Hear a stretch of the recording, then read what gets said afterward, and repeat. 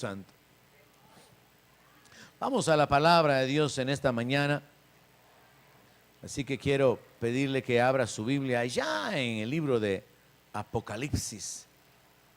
Nos vamos a detener en el libro de Apocalipsis.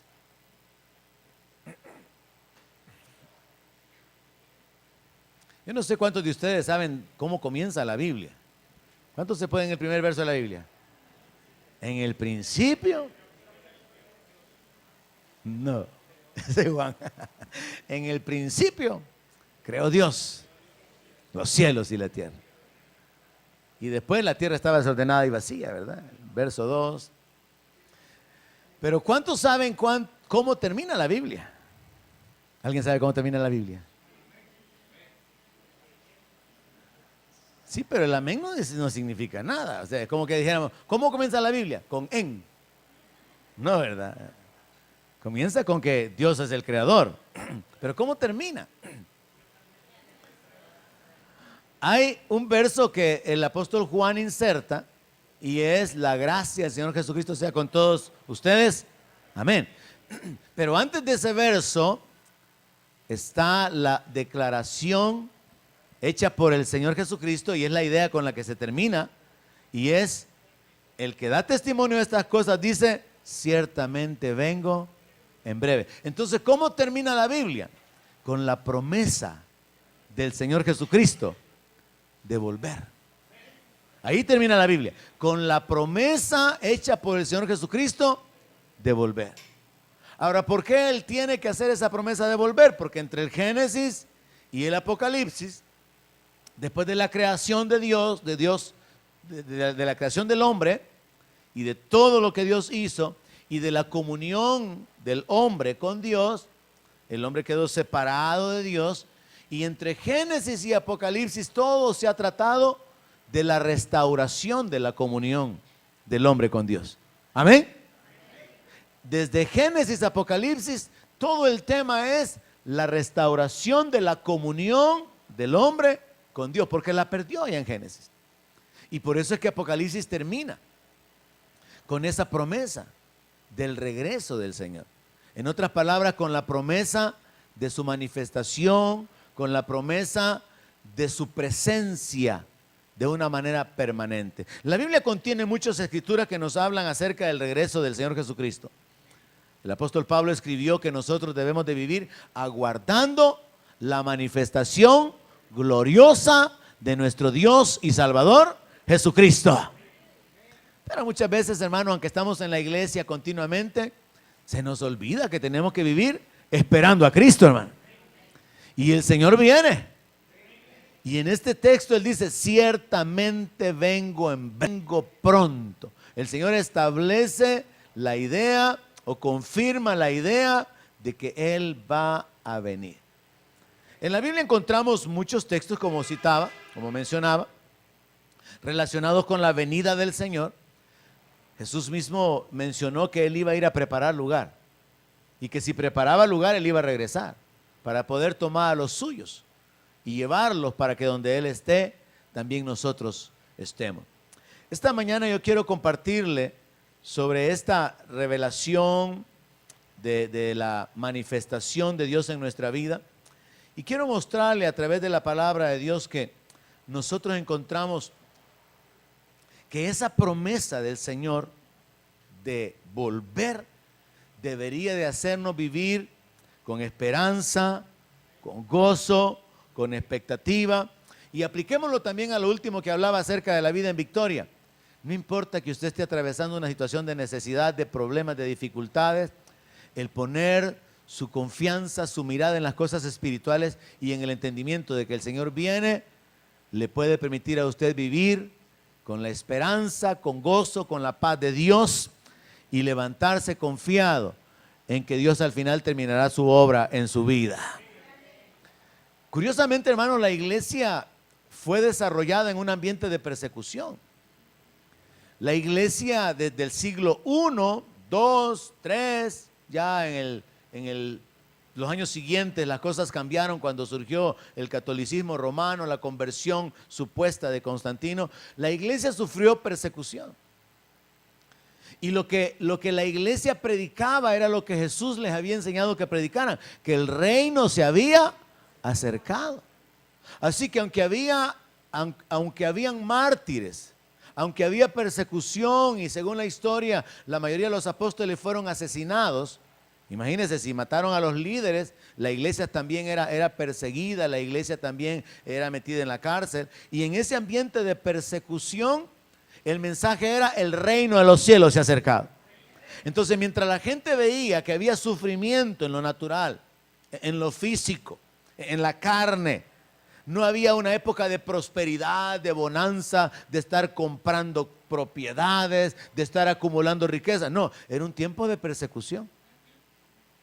Pero esta gente vivió, permaneció y obtuvo una victoria espiritual porque ellos sabían algo: el reino de los cielos se había acercado. Lo que estoy tratando de decirle es que la iglesia fue establecida, se plantó, se inició en un ambiente de persecución y prevaleció por una sola verdad. Sabían que los sufrimientos eran temporales, pero que el reino venía. Y cuando nosotros aplicamos eso en nuestra vida, recientemente compartí acerca del texto donde Pablo dice que los que compran como que si no poseen, que el que está casado como que no está casado, que el que disfruta este mundo como que no lo disfruta, y que el que llora como que si no llora. El enfoque es que tenemos que saber que todo aquí es temporal y todo esto va a pasar, pero hay algo que viene, que es eterno, y es el reino de Dios. El rey viene. Y ese enfoque de que el rey viene y que el reino vendrá puede darle estabilidad a nuestra vida. Puede ayudarnos a caminar con libertad, con autoridad, con seguridad, con gozo. Así como el apóstol Pablo escribió diciendo: como no poseyendo nada, más poseyéndolo todo. Como derribados, pero no destruidos. Como perseguidos, pero no desamparados.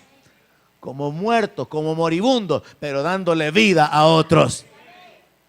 Cuando uno piensa, hermano, que esta verdad fundamental del evangelio, de que el rey viene y que el reino será establecido, cuando esa verdad fundamental está en nuestro corazón, a usted no le preocupa lo que al mundo le preocupa.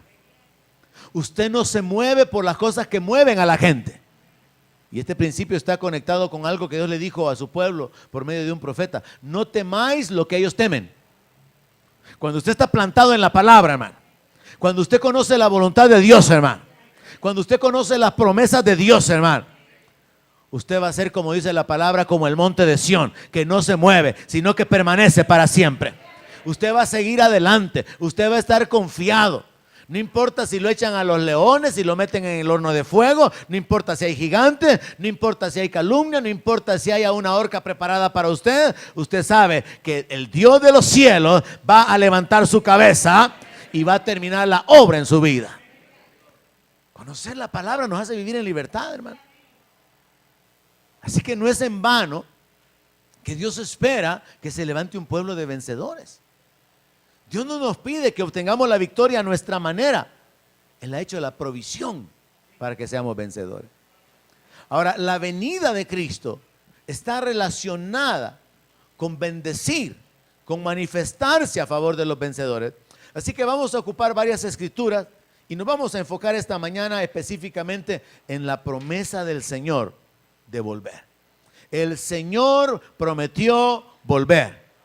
El reino será establecido y será un reino que no va a ser removido. Así que vamos a hablar esta mañana del reino. Vamos a hablar acerca de la promesa de Jesús de volver. Y quiero que se emocione muchísimo más que como que a usted le ofrecieran ser concejal del alcalde del nuevo gobierno. Porque hay gente que siente que ahí sí ya encontró la manzana. Ya le va a tocar una parte de la guayaba, dicen algunos, ¿verdad? Hay gente que cuando viene el cambio de gobierno y se tienen las cosas arregladas, piensa que hoy sí se compuso. Si logra tener parte en el nuevo gobierno que vendrá. Pero hermanos, si hablamos de este gobierno y de este reino, que no van a haber elecciones y que ese rey será inamovible, va a ser un rey eterno, todos aquellos que tengan parte en ese reino van a ser bienaventurados por los siglos de los siglos. Así que quiero que se emocione pensando en esto, su conexión con el reino, su relación con el Rey, con Jesucristo. Así que el enfoque de esta mañana es que Jesús prometió volver. Oramos sobre esto. Padre, aplica tu palabra en nuestra vida. Te necesitamos, Señor, para vivir de una manera confiada, firme, atrevida, haciendo proezas en tu nombre, apoyándonos en tu palabra, sabiendo que contamos con tu respaldo, siendo establecidos, siendo perfeccionados. Señor, revélate a nuestra vida, revélate a nuestro corazón. Aplica la palabra en el corazón de tus hijos, Señor. Y que esta verdad de tu manifestación, esta verdad de tu reino siendo establecido, cause, Señor, que cada uno de los que estemos reunidos aquí esta mañana pueda vivir confiadamente, pueda vivir dependiendo de ti, con gozo aún en medio de las tribulaciones, alabándote y dándote la gloria en medio de la adversidad y de los problemas, sabiendo que esta leve tribulación produce en nosotros un eterno peso de gloria y que no se puede comparar con la gloria que habrá de manifestarse en nosotros. Padre, aplica tu palabra en nuestra vida y que cada uno de nosotros por tu Espíritu Santo pueda vivir, Señor, siendo recordado que tú, el Rey de gloria, vienes y que establecerás tu reino y que nosotros hemos sido llamados para entrar en ese reino, para ser parte de ese reino. Padre, en el nombre de Jesús, yo te pido que uses mi vida y te pido que apliques la palabra en el corazón de tu pueblo. En el nombre de Jesús. Gracias, Señor. Amén. Aleluya.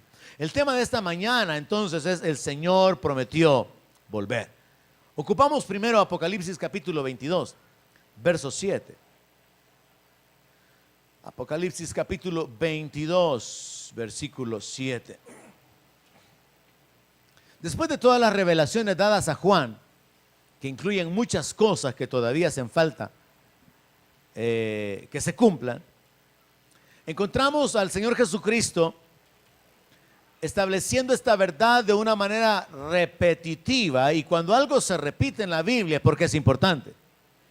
Así que Apocalipsis 22, verso 7 contiene una declaración de Jesús y él dijo: he aquí, vengo pronto. Bienaventurado el que guarda las palabras de la profecía de este libro.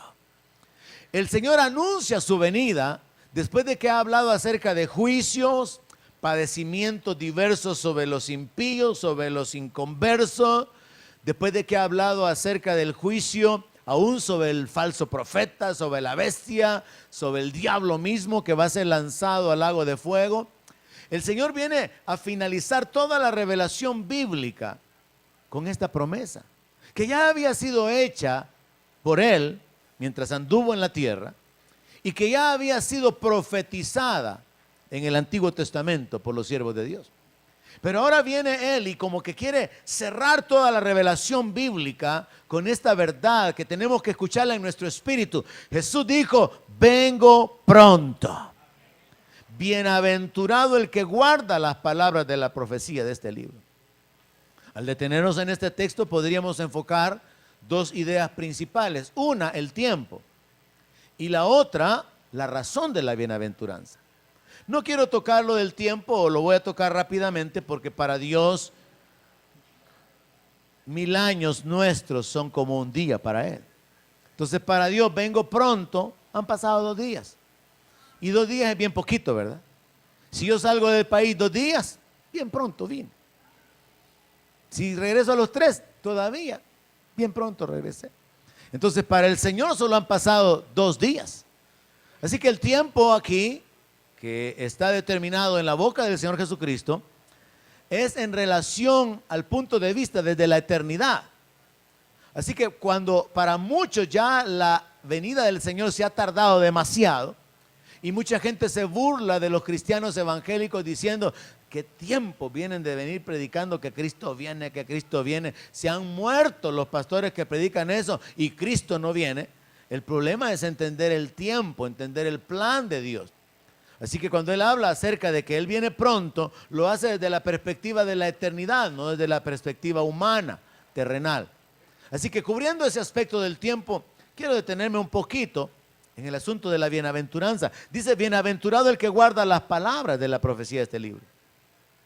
Guardar en el lenguaje bíblico es obedecer la palabra. Así que podemos entender que lo que Jesús está diciendo es, bienaventurados los que obedezcan la palabra de esta profecía. Y particularmente el libro de Apocalipsis, que está ocupando su mayor cantidad de capítulos para hablar de juicios por el pecado y hablar acerca de las cosas futuras que Dios ha preparado, contiene un mensaje específico que se puede obedecer, y yo lo puedo resumir en estos textos o en estas instrucciones. Ahí mismo en el capítulo 22 se nos habla de que son bienaventurados los que lavan sus ropas para poder tener derecho de entrar a la ciudad y comer del fruto del árbol de la vida. Limpiar las ropas tiene que ver con santificación. Y ahí mismo en el capítulo 22 se nos habla el mensaje final, que yo creo que es del Señor Jesucristo, aunque en la Biblia no está en rojo, porque los conocedores de la Biblia tienen una discrepancia en cuanto a si fueron palabras de Juan, del ángel o de Jesús, pero yo creo que es de Jesús. Y ahí dice que el que es justo practique la justicia, y que el que está limpio, que se limpie más cada día, y el que es injusto, pues que siga en la injusticia, y el que está sucio, pues que se ensucie más. Así que cuando leemos esta porción de la palabra, que es bienaventurado el que guarda las palabras de la profecía de este libro, yo lo enfoco en que la obediencia tiene que darse con relación a vivir sabiendo que el reino viene y sin santidad nadie verá al Señor. Entonces, guardar la palabra de esta profecía, guardar u obedecer las instrucciones dadas en este texto, en este libro, están conectados con la santificación práctica y están conectados con la justicia. Entonces lo que Jesús está diciendo es, bienaventurados los que creen en mi venida, en mi manifestación, en el establecimiento de mi reino, y por eso se santifican, y por eso se limpian, y por eso practican la justicia. Esa sería la forma de entender la aplicación de la palabra. No es solamente bienaventurados por oír, sino que por obedecer la palabra. Entonces hay una instrucción de inclinarnos hacia la justicia y de inclinarnos hacia la santificación. La Biblia dice que el que tiene la esperanza de la vida eterna se purifica a sí mismo. ¿Hay alguien aquí que se esté purificando? Porque el diablo va a tratar de enredarnos, de contaminarnos, hermano. Pero nuestra lucha consiste en tratar de vivir sin mancha en este mundo. Es lo que el apóstol Santiago dice que es la verdadera religión. Visitar a las viudas, a los huérfanos y guardarse sin mancha, sin contaminación. Más ahora, hermano, que aún las iglesias están llenas de corrupción. Es terrible lo que está pasando dentro de las iglesias con todas las cosas que se hacen, que los líderes están permitiendo. Y por eso Dios nos llama para que podamos estar con un celo, para que podamos estar despiertos, vigilando, porque solamente los vencedores van a heredar. Entonces hay una bienaventuranza enfocada a aquellos que a través de la obediencia van a practicar la justicia y la santificación. Bienaventurado el que guarda las palabras. ¿Por qué? Porque va a tener participación en el reino. Hay una bienaventuranza por causa de la obediencia, por causa del temor, por causa de la vida de fe, porque van a ser tomados en cuenta para ser parte del reino. ¿Se ha fijado usted que cuando hay cambios de gobierno o cuando van a haber elecciones, por ejemplo, si fuera el caso de presidentes, presentan anticipadamente a quienes van a conformar su gabinete? No los han elegido todavía, pero esas personas saben que si llega a ganar el señor presidente, ya la hicieron, ya se compusieron. Y entonces luego van a las elecciones y resultan los ganadores, resultan los perdedores. Y entonces hay un grupo de personas que solo soñó con la posibilidad de ser parte del gobierno. Y entra un nuevo grupo que ahora va a trabajar por el bien del pueblo, ¿verdad? Porque nuestro compromiso es con la gente. Y entonces trabajan en beneficio del pueblo, ¿verdad?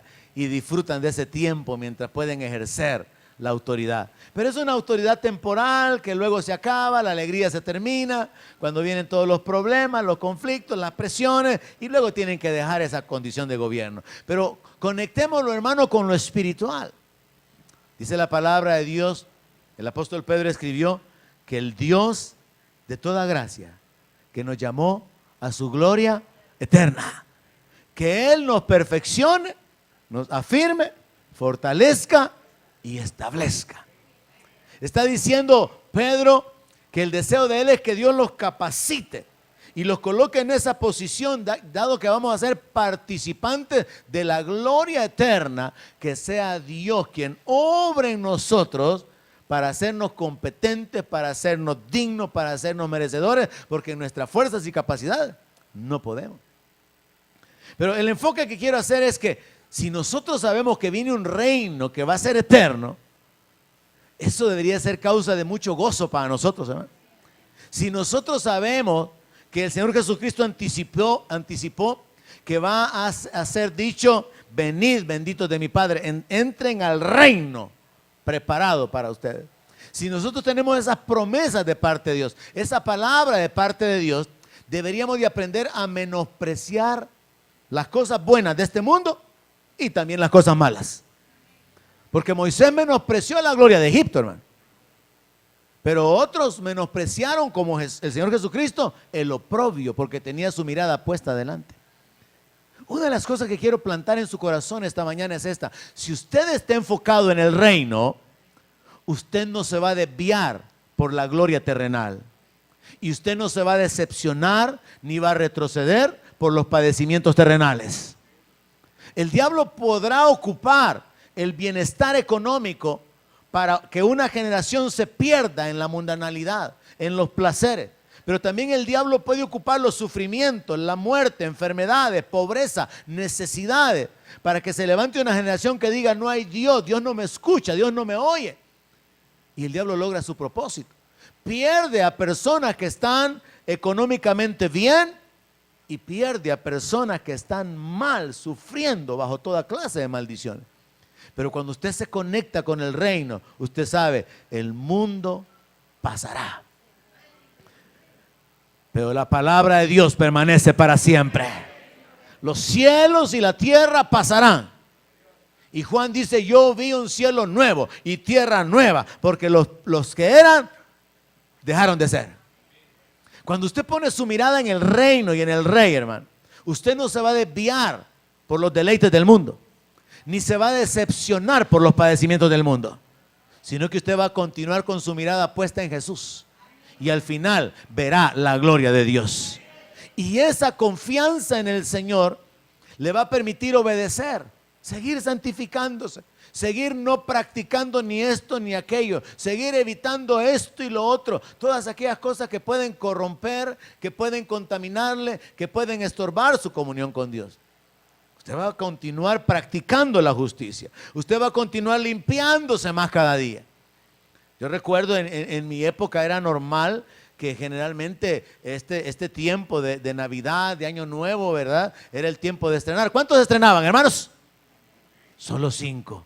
Los demás estrenaban en Navidad, los demás estrenaban a cada rato quizá. Y yo recuerdo cuando era tiempo esperaba la hora uno, el permiso, me pongo ya la ropa, mamá. No sé cuándo se acuerda. Me puedo poner ya el pantalón y la camisa y el vestidito y los zapatitos nuevos. Uno esperaba con ansia ese momento, y cuando uno se vestía todo nuevo, no andaba por ahí, hermano, subiéndose en el caballo, subiéndose en el cerco, caminando en la polva. No, andaba cuidándose. Si comía, con cuidadito para no ensuciarse. ¿A cuánto le pasaba eso? Se cuidaban de no ensuciarse. La iglesia debe de vivir de esa manera, porque Dios nos ha dado un manto de justicia y usted tiene que cuidarse de no ensuciar ese manto de justicia, hermano. Pero algunos como que son mecánicos, hermano. Se van con el manto de justicia a revolcarse el lunes, martes, miércoles, jueves.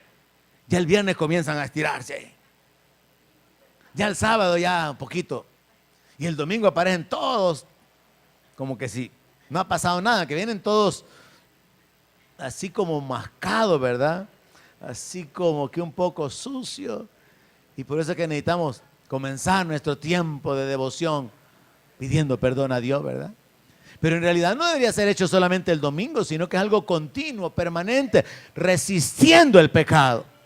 Pablo en el libro de Hebreos dice, todavía no habéis resistido hasta la sangre, no habéis padecido hasta la sangre, resistiendo el pecado. Yo cuando veo las peleas de los boxeadores, ¿verdad? Veo que hay gente, hermano, que tiene ese carácter de que ya le rompieron la frente, ya le rompieron el pómulo, pero se siguen dando. ¿Por qué? Porque quieren una corona, quieren un cinturón. Están sangrando, pero se siguen dando.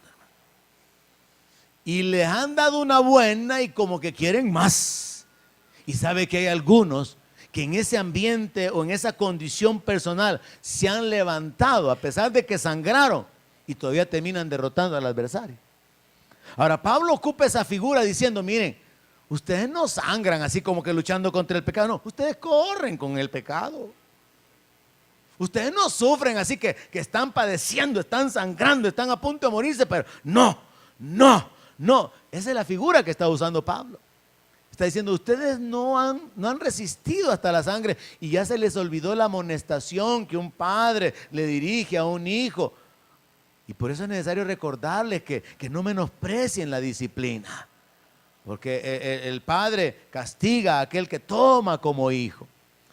Entonces nosotros tenemos que entender, hermanos, que en nuestra vida cristiana, la base de nuestra esperanza es la venida del Señor Jesucristo, que tiene que ver con la glorificación de nuestro cuerpo, tiene que ver con el arrebatamiento de la iglesia, tiene que ver con la entrada en la gloria, pero luego la segunda venida tiene que ver con el establecimiento del reino.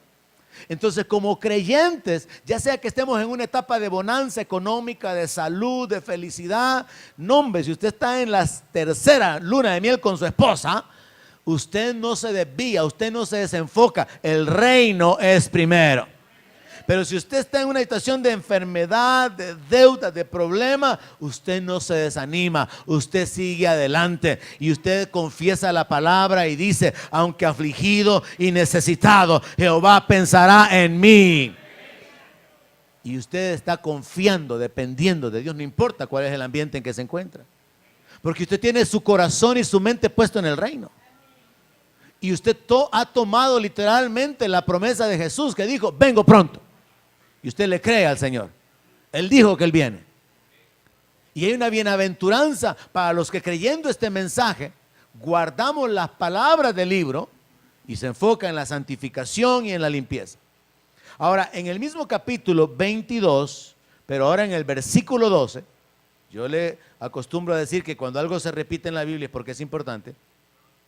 Capítulo 22, pero ahora en el verso 12, Jesús vuelve a confirmar su manifestación.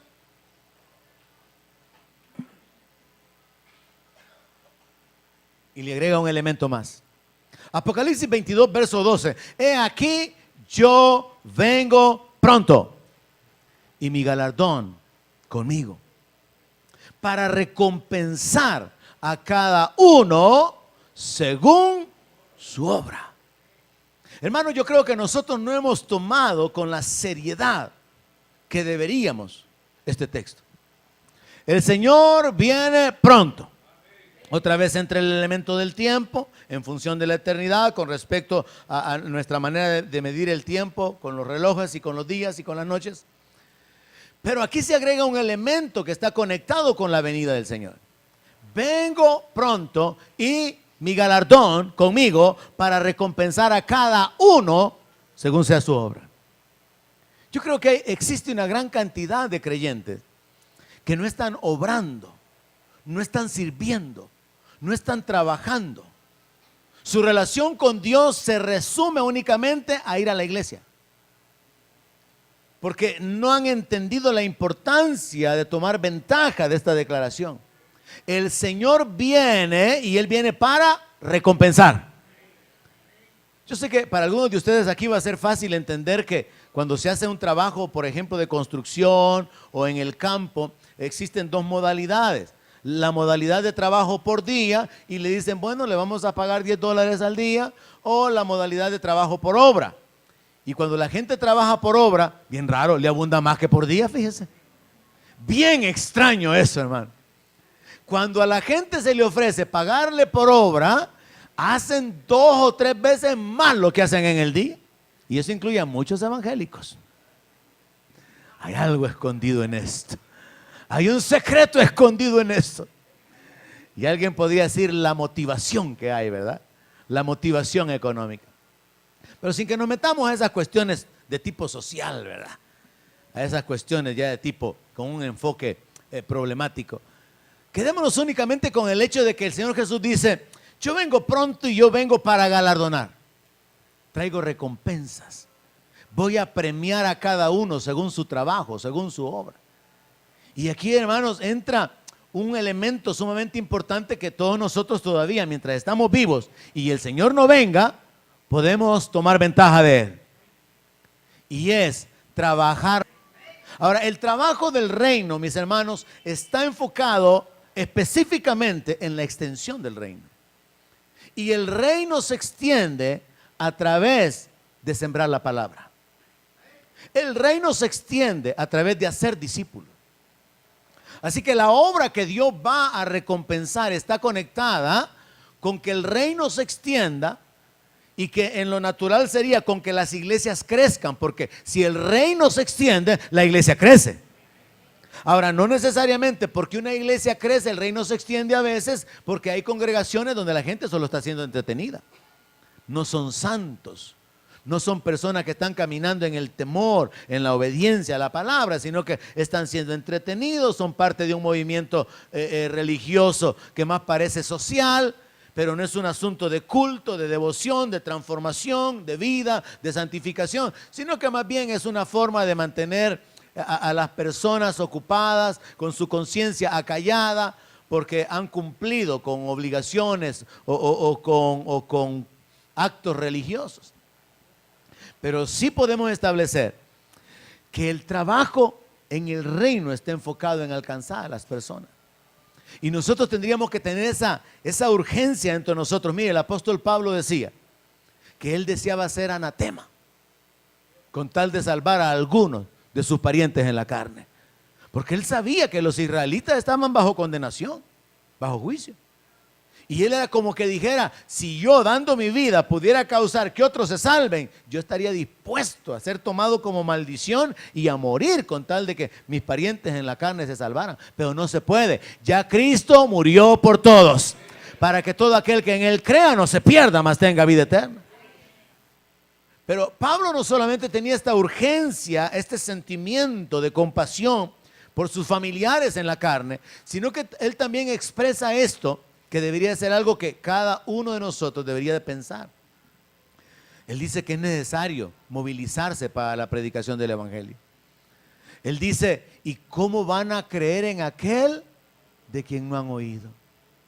¿Y cómo van a oír si no hay quien les predique? ¿Y cómo van a ir a predicar si no son enviados? Y ahí se inserta la frase, ¿verdad? Cuán hermosos son los pies del que lleva buenas nuevas. Ahora vean el enfoque. Pablo está diciendo, ¿y cómo van a creer en aquel de quien no han oído? Yo oigo a muchos cristianos aquí en el ambiente nuestro, en el país, decir, es que aquí ¿quién no ha oído la palabra? Déjeme aclararle algo. Mucha gente ha oído palabra religiosa. Mucha gente ha oído palabra de condenación. Mucha gente ha oído palabras de juicio, de maldición. Pero mucha gente no entiende que el evangelio son buenas nuevas. Mucha gente no ha escuchado el mensaje del perdón, de restauración, de consolación, de adopción, de la herencia, del llamado divino. Mucha gente no ha escuchado ese mensaje. Han escuchado un mensaje en contra de pantalones, en contra de pintura, en contra del pelo, pero no han escuchado un mensaje: con amor eterno te he amado y por eso te prolongué mi misericordia. Ese mensaje no lo han escuchado. Así que nosotros no tenemos que caer en ese error, hermano, de pensar, ¿y quién no ha oído aquí? Si bien es cierto, hermano, uno se mueve muchas veces en algunas zonas donde no hay un gran espacio que se haya avanzado y hay otra iglesia, y otra iglesia, y otra iglesia. Si bien es cierto, hay muchas iglesias, pero el mensaje del evangelio no está siendo predicado en todas las iglesias. Hay un mensaje diferente. Hay un mensaje que no es el mensaje que atrae a las personas para que sean parte del reino, sino que muchas veces lo que causa es un rechazo. ¿Sabe que hay mucha gente que no quiere escuchar el evangelio porque ya escucharon a alguien más predicar el evangelio y el evangelio que le predicaron era un evangelio torcido? A mí me ha pasado eso. Cuando yo comparto el evangelio con ciertas personas, me salen comparando con alguien más o preguntándome sobre cosas que les han enseñado, que no tienen nada que ver con el evangelio. Vivimos en un ambiente de confusión y el mensaje tiene que ser predicado, hermano. Y cuando Jesús dice que Él viene con su galardón para recompensar a cada uno según sea su obra, enfoquémonos, hermano, que la obra es sembrar la palabra. La obra es hacer discípulos. La obra es liberar cautivos. La obra es sanar a los enfermos. La obra es consolar a los quebrantados de corazón. La obra es ministrar la vida de la gente. El Señor va a recompensar a cada uno según su obra, pero hay un montón de cristianos no haciendo nada. Las obras son importantes. Las obras perfeccionan la fe. No son para la salvación, sino que las obras son el resultado de que hemos sido salvos. Si usted es verdaderamente salvo y tiene esa convicción, usted debería estar interesado. Tiene que haber dentro de usted un anhelo para que otros también. Ahora, si usted todavía no está convertido, no tiene convicciones, todavía está luchando por su propia fe, yo lo entiendo. Usted no puede ir a predicarle a alguien, a tratar de ganar almas para Cristo, a tratar de guiarlos al Señor, si usted todavía no está seguro. Y ahí hay que entender. Mientras el creyente no se ha afirmado, no se ha establecido, no puede dar fruto. Pero si usted, hermano, está seguro que Jesús es el Señor, si usted está seguro que su nombre está inscrito en el libro de la vida, que usted tiene herencia, que usted es un hijo de Dios que ha sido adoptado, usted debería estar interesado en que otros también reciban los mismos beneficios. Tiene que haber dentro de usted esa urgencia en compasión, en misericordia, en amor por las personas. Y el Señor nos lo presenta a manera de motivación. Yo vengo para recompensar. Dios va a recompensar el trabajo, el esfuerzo. Y todo el esfuerzo está enfocado en la extensión del reino. Dios va a recompensar la fidelidad, porque hay quienes comienzan pero luego no permanecen. Pero Dios también va a enfocarse en la obediencia, porque Dios se agrada más de la obediencia que de los holocaustos. Dios se agrada más de la obediencia que de los sacrificios. Entonces, lo que hagamos en obediencia a la palabra, en fidelidad, en constancia, con esfuerzo, eso va a traer recompensa. Entonces uno tiene que enfocarse. El Señor dijo que Él va a venir y Él viene para recompensar a cada uno según su obra. Voy a ocupar estos años de mi vida para obrar, para servir a los santos, para extender el reino a través de la predicación de la palabra. Voy a involucrarme en ministrar la vida de los niños, en ministrar la vida de jóvenes, a los vecinos. Voy a llevar la palabra, voy a trabajar como un sembrador. Voy a predicar la palabra a tiempo, fuera de tiempo. Voy a redarguir, voy a corregir a algunos que están caminando hacia el infierno. Los voy a arrebatar del infierno. A otros los voy a empujar hacia la salvación. Pero tiene que haber un deseo interior, hermano. No un conformismo de estar aquí nada más reuniéndonos como iglesia para seguir oyendo la palabra y seguir cantando. Reaccione, levántese, descubra a qué Dios lo ha llamado. Descubra qué es lo que Dios espera que usted haga. ¿Cuál es la obra que Dios quiere que usted haga? Y luego espere el cumplimiento de la recompensa. En ese mismo capítulo leímos el texto del verso 20, donde prácticamente es el cierre de la Biblia. Prácticamente es la última declaración hecha por el Señor Jesucristo. Apocalipsis 22, verso 20 dice: el que da testimonio de estas cosas dice: ciertamente vengo en breve. Entonces encontramos 3 veces la promesa en el mismo capítulo. Jesús está diciendo, vengo pronto. Él quiere dejar establecido, firme, inamovible esa declaración. Vengo pronto. Hermanos, tenemos que vivir esperando al Señor. Tenemos que vivir sabiendo que Él viene. Mire, le voy a poner un ejemplo, pues. Cuando uno va a tener visitas en su casa, ¿qué hay que hacer? Hay que hacer limpieza, ¿verdad? ¿Y por qué no se hace limpieza cuando no va a haber visita en la casa? Porque muy cansado, ¿verdad? A mí me ha pasado hasta con pastores que me van a recibir en los Estados Unidos. Y me dicen, mira, bien cansada está, me. He estado trabajando para limpiar la casa. Y solo porque iba a venir. Sí, ya ves que hizo la mujer. Hasta el jardín me hizo que arreglara, me dice el pastor Joey, por ejemplo. Imagínate. Hasta lámparas nuevas me hizo que pusiera.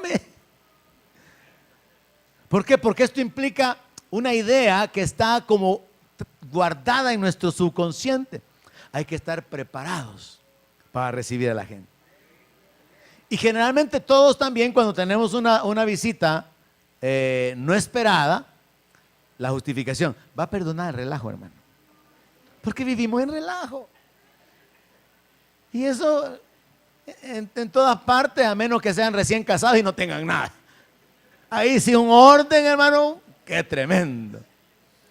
Lo común es, ay, disculpe, oye, que mire, ay, tanto chunche aquí. Cipotes, corran, hombre, apúrense a sacarla acá. Aquí y en todas partes. ¿Por qué? Porque no vivimos con la conciencia de que va a venir alguien. Pero luego cuando sabemos que va a venir alguien, queremos dar una buena impresión. Entonces tenemos que prepararnos.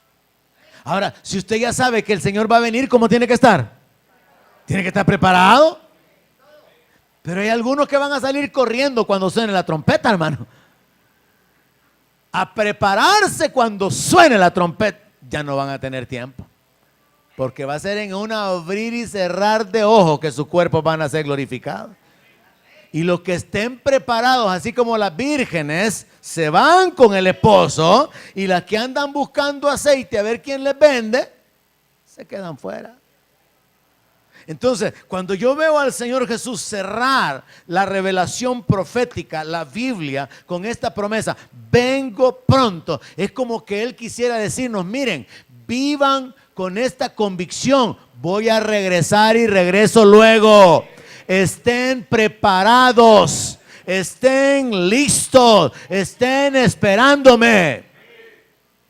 Como que esa es la idea que el Señor quiere plantar. Y vea que Él lo quiere como acentuar diciendo, ciertamente.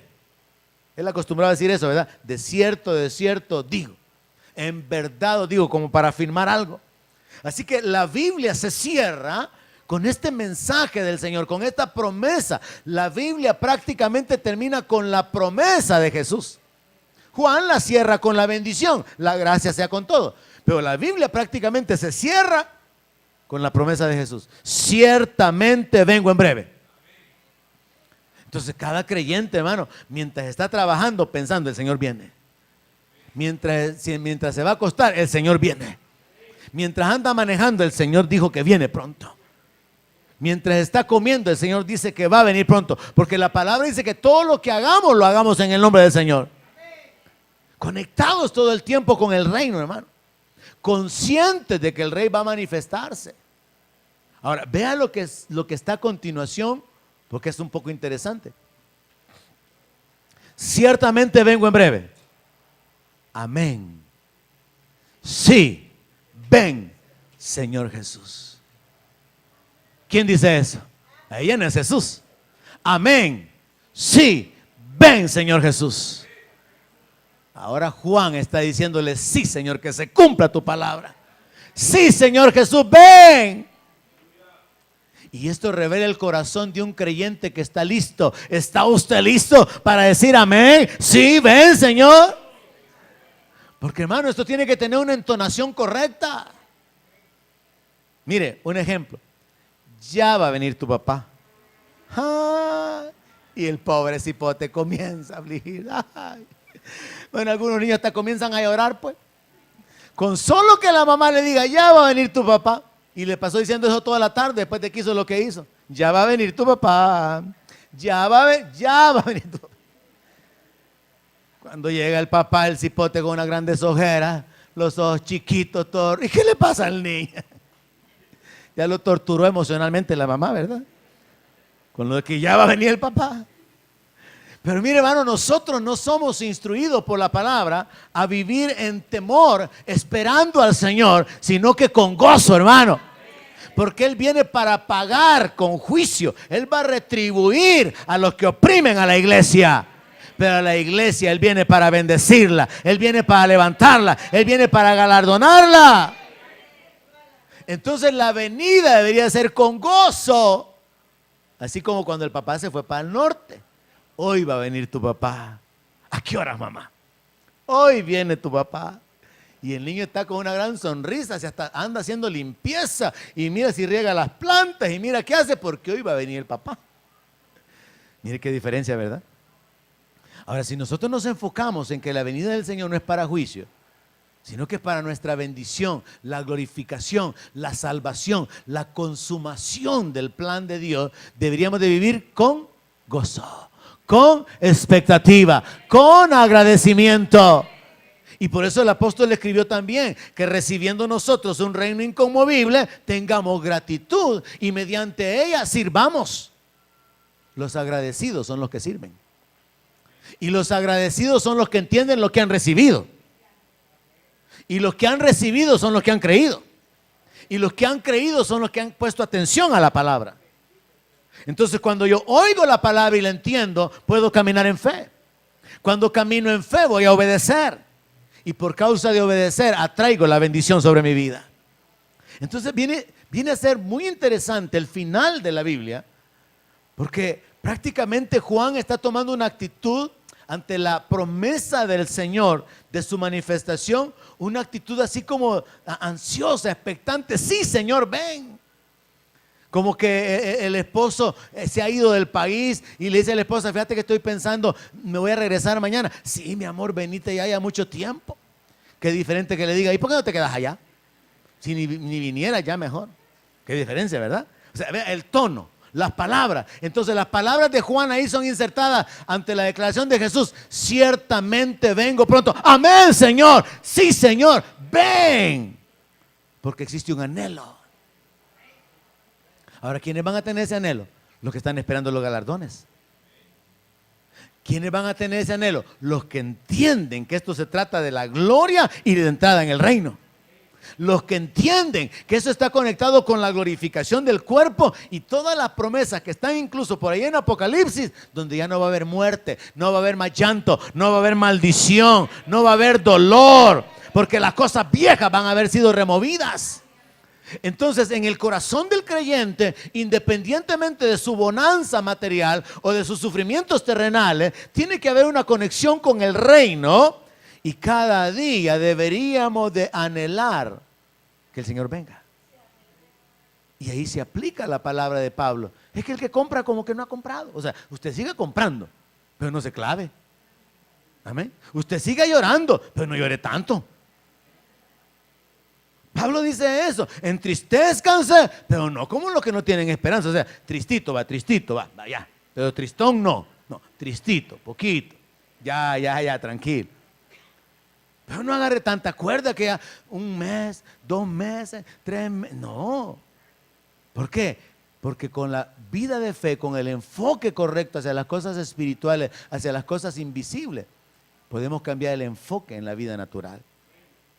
Así que resulta interesante darse cuenta que la manifestación divina está asegurada. La presencia de Dios queda confirmada con esa declaración de Jesús. Ciertamente vengo. Pero lo que hace falta es que de parte nuestra, y ahí entra un examen del corazón de una manera personal, hermano, que de parte nuestra la actitud sea, sí, Señor, estamos esperando que vengas. Te anhelo, Señor, porque voy a estar satisfecho cuando despierte a tu semejanza. Sí, Señor, ven, Señor, porque este mundo ya no aguanta y yo ya no aguanto vivir en este mundo, Señor. Tanta corrupción, tanta maldad. Sí, Señor, ven. Ven y ejecuta juicio sobre la impiedad, Señor. Ven y salva a tu pueblo. Ven y levanta tu iglesia, Señor. Tiene que haber un anhelo, una expectativa, una ansiedad que solamente existe en el corazón del verdadero creyente, hermano. Porque el que anda así tibio, ¿qué cree que va a querer que el Señor venga? Si Él ya dijo, y lo voy a vomitar de mi boca, no venga, Señor, todavía, espérate, Señor. El que se ha enredado en el pecado, el que ha vuelto atrás, ¿cree que quiere que venga el Señor? No, hermano.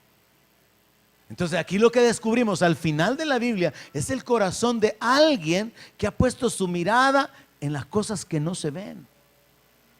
Y sobre este fundamento de fe vive con expectativa. Ocupemos el capítulo 22, 17 para terminar. Gloria a Dios.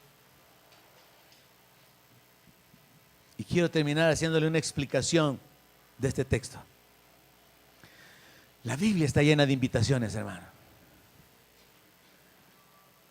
Voy a decirlo de nuevo. La Biblia está llena de invitaciones.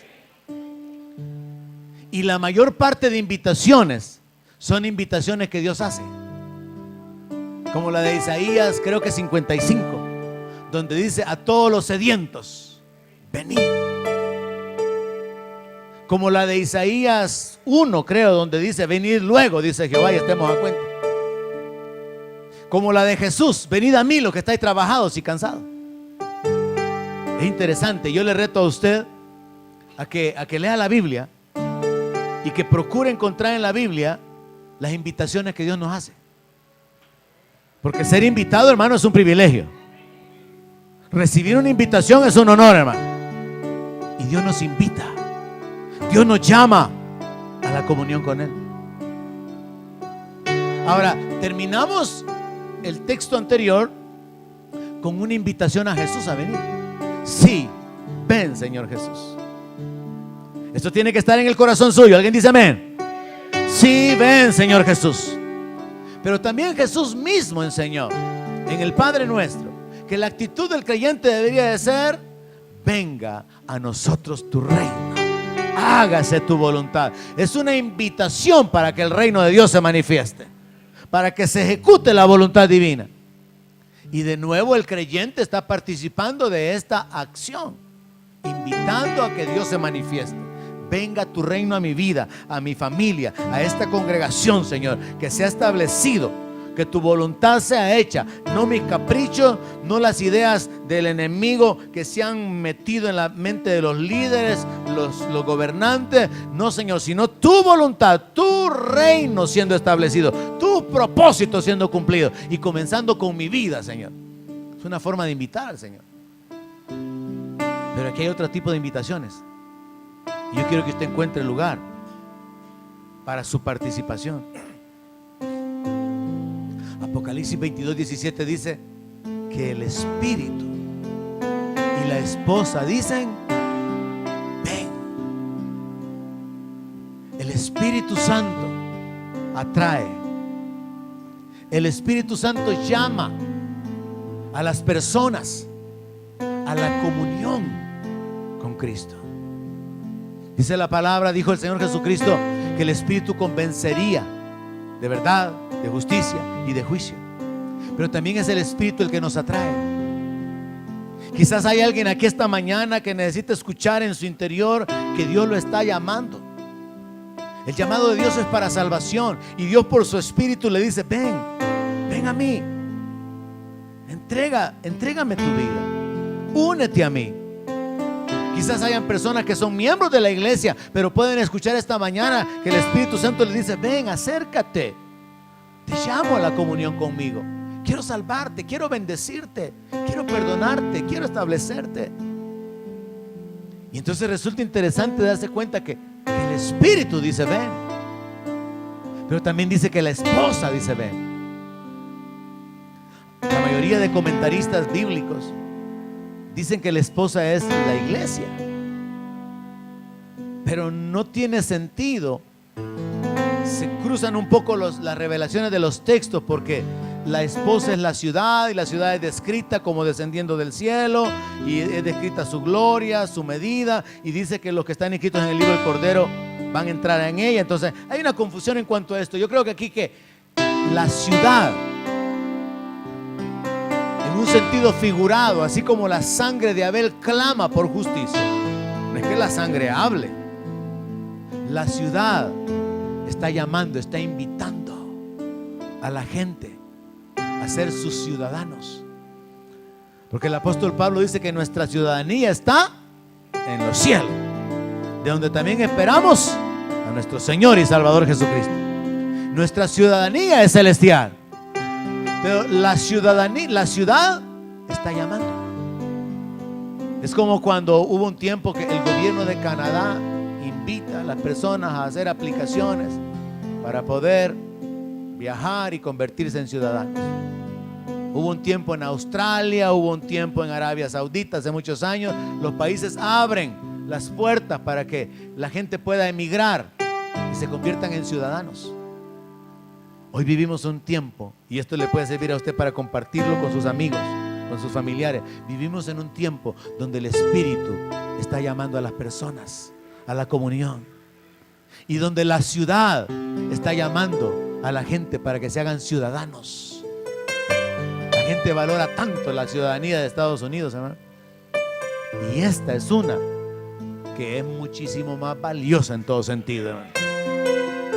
Esta ciudadanía tendríamos que valorarla y cuidarla más que el oro, hermano, más que cualquier posesión.